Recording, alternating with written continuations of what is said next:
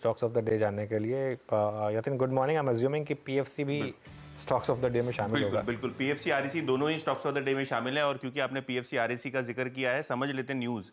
देखिए वीकेंड जो था उसमें आरबीआई ने एक सर्कुलर जारी किया जिसके अंदर इंफ्रा फाइनेंसिंग को लेके ज़्यादा प्रोविजन करना पड़ेगा। पहले से आपको ज़्यादा प्रोविजन यहाँ रखना पड़ेगा, जिसके कारण पूरे के पूरे पीएसयू बैंक्स, आरईसी, पीएफसी जैसी कंपनीज पे इंपैक्ट आता हुआ दिखाई पड़ रहा है। आपको लोन का कुल मिला के 5% एडिशनल प्रोविजन करना पड़ेगा। और क्योंकि ये एडिशनल प्रोविजन है, आपको ये प्रॉफिट एंड लॉस अकाउंट के अंदर एडजस्टमेंट करना पड़ेगा, जिससे आपको प्रॉफिट के ऊपर इंपैक्ट आएगा और जो आपका एडिक्वेसी रेशियो है, CET1 रेशियो है, उस पर भी इंपैक्ट आता हुआ दिखाई पड़ेगा। क्योंकि पीएफसी आरईसी मुख्यतः इंफ्रा प्रोजेक्ट्स और पावर प्रोजेक्ट्स जो इंफ्रा के अंदर गिने जाते हैं उनकी फाइनेंसिंग करते हैं, तो ब्रोकरेजेस के अनुमान से इसका बुक वैल्यू पे लगभग 7 से 8% का इंपैक्ट आता हुआ दिखाई पड़ेगा। और तमाम पीएसयू बैंक्स में 2 से 4 और 5% तक का इंपैक्ट आपको आता हुआ नजर पड़ेगा। तो बुक वैल्यू के इंपैक्ट के चलते सारे के सारे पीएसयू स्टॉक्स खास करके बैंकिंग और एनबीएफसी स्पेस में आपको इंपैक्ट आता हुआ दिखाई पड़ रहा है। और ब्रोकरेजेस के हिसाब से जो पीएफसी, आरईसी और इरेडा है, इन पे सबसे ज्यादा इंपैक्ट आता हुआ नजर पड़ेगा। इसके अलावा जेफरीज ने टाइटन पे होल्ड कॉल दी है 3500 रुपए के टारगेट के साथ। ज्वेलरी जो बिजनेस है उसके अंदर जो मार्जिन पे मिस है, उसके कारण स्ट्रीट को डिसअपॉइंटमेंट हुआ और आज ये निफ्टी का टॉप एफएनओ लूजर दिखाई पड़ रहा है।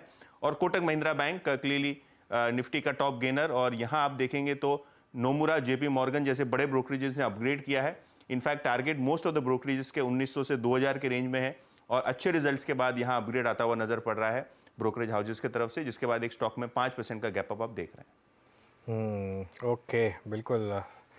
बहुत तेज़ वॉलेटिलिटी मार्केट में। यतिन बहुत बहुत शुक्रिया।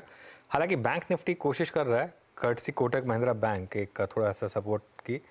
एक बार ओरेकल फाइनेंशियल सर्विसेज लेकर आइए, OFSS। यहाँ पर मोमेंटम अच्छा खासा है इस समय। डे हाई पर OFSS, ये आशीष बहेती जी का पिक था आज सुबह, आई थिंक टॉप कॉल्स में था ये। आशीष जी, आपके टारगेट के काफ़ी करीब और स्क्रीन पर ये तेज़ी हुई। क्या करें इस ट्रेड में? जी अनुज जी, बने रहने की ही सलाह रहेगी, क्योंकि हमें लग रहा है कि शायद यहाँ पे शॉर्ट कवरिंग और देखने मिल सकती है, स्पेसिफिकली मिड कैप आईटी में।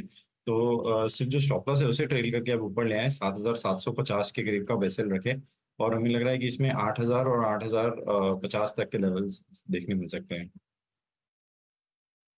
8000 8050 तक के टारगेट यहाँ पर देख सकते हैं। तो ये स्टॉप लॉस को ट्रेल कर लें और देखते हैं किस तरह से मार्केट यहाँ पर रहने वाला है। एक बार इस वॉलेटिलिटी को समझने की कोशिश करते हैं। देखिए, एक चीज़ अब आप समझ लीजिए, ये मार्केट अब पूरी तरीके से मूव करेगा इलेक्शन के ऊपर। अगला जो फेज़ है, अब कल के फेज़ के बाद 50% इलेक्शन पूरा हो चुका होगा हमारा।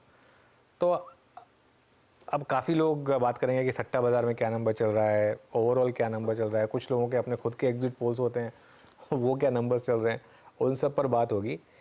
इन सब को अगर वीरू कट आउट करना है तो उसका एक तरीका मैं बताता हूँ आपको। उसका एक तरीका ये है कि यहाँ से लेके जून 4 तक अपनी ट्रेडिंग थोड़ी रिस्ट्रिक्टेड रखें, कम रखें, और मौके ढूंढें इन्वेस्टमेंट के, जहाँ अच्छे शेयरों पर बड़ा सेलिंग प्रेशर आए, या निफ्टी ETF हर डिप पर थोड़ा थोड़ा ऐड करने की कोशिश करें, क्योंकि ये वॉलेटिलिटी रहने वाली है सिर्फ अगले 1 महीने। उसके बाद मार्केट में वापस ट्रेंड आएगा।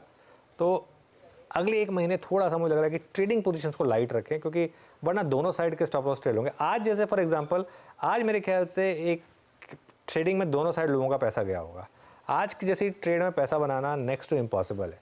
ये देखिए, आप मुझे बता दीजिए कौन पैसा बना पाया होगा इस मार्केट में। चांसेस हैं कि आपके दोनों तरफ स्टॉप लॉस लगे होंगे आज। सही बात है। और इसीलिए अगर आप